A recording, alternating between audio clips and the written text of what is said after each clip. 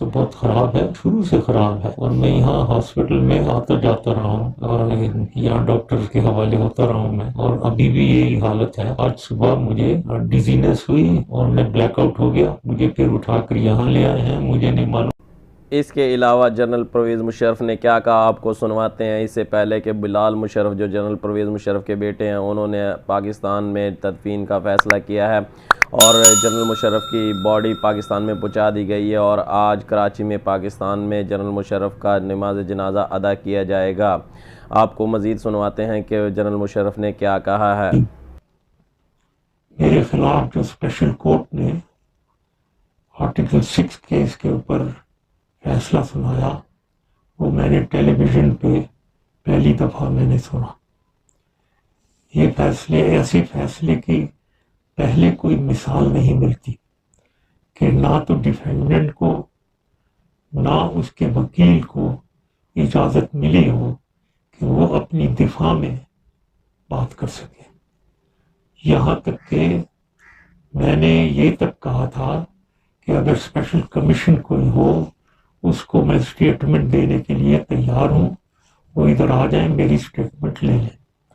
اس کو بھی نظر انداز کیا گیا۔ میں اس فیصلے کو مشکوک اس لیے کہتا ہوں کہ قانون کی بالادستی کو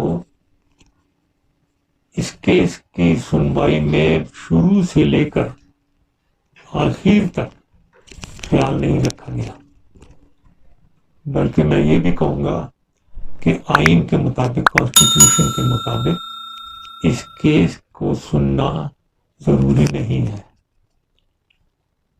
لیکن یہ کیس صرف کچھ لوگوں کی میرے خلاف ذاتی عداوت کی وجہ سے اس کیس کو ٹیک اپ کیا گیا اور سنا گیا، اور یہ ایک فرد واحد کو ٹارگٹ کیا گیا، اور ان لوگوں نے ٹارگٹ کیا جو اونچے عہدوں پہ فائز ہیں اور اپنے عہدے کی غلط استعمال کرتے ہیں۔ قانون کا مایوس کن استعمال فرد واحد کو نشانہ بنانا اور واقعات کا اپنی منشا کے مطابق چناؤ کرنا، یہ ظاہر کرتا ہے کہ یہ لوگ کیا چاہتے ہیں۔ میں پاکستانی عدلیہ کا بہت احترام کرتا ہوں۔ چیف جسٹس نے جب خود کہا کہ وہ قانون کی بالادستی میں یقین رکھتے ہیں اور ہر شخص قانون میں کے سامنے برابر ہوگا، اس میں بھی یقین رکھتا ہوں، لیکن میرے خیال میں چیف جسٹس نے اپنا ارادہ اور اپنے عزائم خود ہی عوام کے سامنے یہ کہہ کر ظاہر کر دیا کہ میں نے اس مقدمے کے جلد فیصلے کو یقین بنایا۔ کیسے وہ جج جنہوں نے میرے زمانے میں اپنے لیے فوائد اٹھائے ہوں، میرے ہی خلاف ججمنٹ دے سکتے ہیں؟ میں پاکستانی عوام اور پاکستانی آرم فورسز کا شکر گزار ہوں، جنہوں نے پاکستان کے لیے میری خدمات کو یاد رکھا۔ یہ میرے لیے سب سے بڑا تمغہ ہے اور میں اسے اپنی قبر میں اپنے ساتھ لے کر جاؤں گا۔ میں اپنا اگلا لائحہ عمل اپنی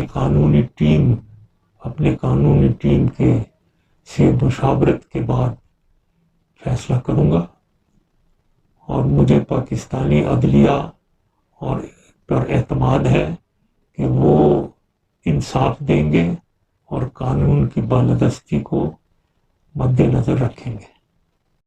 جنرل مشرف 79 سال کی عمر میں انتقال کیا اور یہ دبئی کے ہسپتال میں بہت زیادہ بیمار تھے۔ اللہ تعالیٰ ان کی مغفرت فرمائے اور اللہ تعالیٰ ان کے درجات بلند کرے، اور یہ پاکستان کے صدر مملکت بھی رہے ہیں، اور اس کے علاوہ انہوں نے آرمی چیف کا عہدہ بھی اپنے پاس رکھا۔ 2001 سے 8 تک یہ پاکستان کے صدر مملکت رہے اور آرمی چیف بھی رہے۔ کمنٹ میں اپنی رائے کا اظہار ضرور کیجیے گا، چینل کو سبسکرائب کیجیے گا۔ اللہ حافظ۔